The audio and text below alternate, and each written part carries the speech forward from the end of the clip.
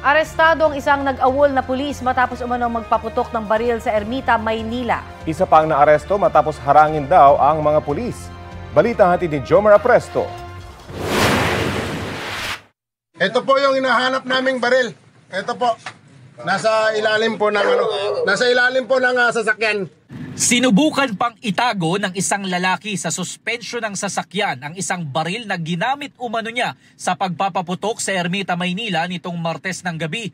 Ang suspect, isa raw awol o absent without official leave na pulis na dating miyembro ng PNP Special Action Force. Nagtatrabaho siya ngayon bilang caretaker ng isang property.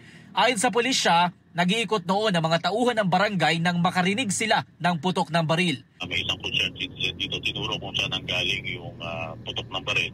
At pagpunta nila doon sa location, nakita nila itong isang individual na may hawak na baril at nagpaputok pa ng sunod-sunod. Umabot daw sa mahigit 20 pulis kabilang ang SWAT ang dumating sa lugar. Pero hindi raw sila agad pinagbuksan ng gate at isa pang caretaker ang nakipagmatigasan umano sa mga pulis. Tumagal pa ng 1 oras bago tuluyang napasok ng otoridad ang lugar. Ayon sa mga pulis, naabutan nila na nagtutulog-tulugan sa isa sa mga baraks ang sospek. Maya-maya, nakita nila ang ilang basyo ng bala hanggang sa mahanap na ang itinagong baril. Pumasok kayo rito sa loob ng private property, okay? Yung baril nito na na-recover sa kanya na isang 45 caliber pistol ay nadala na natin dito sa MPD Forensic Unit para mag-undergo doon sa ballistic examination.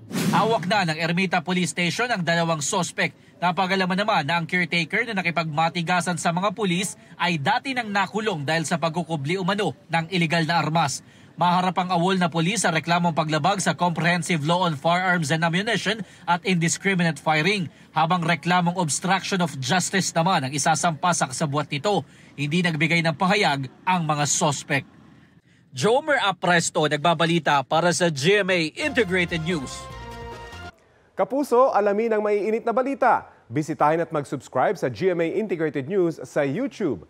Sa mga kapuso abroad, samahan nyo kami sa GMA Pinoy TV at sa www.gmanews.tv.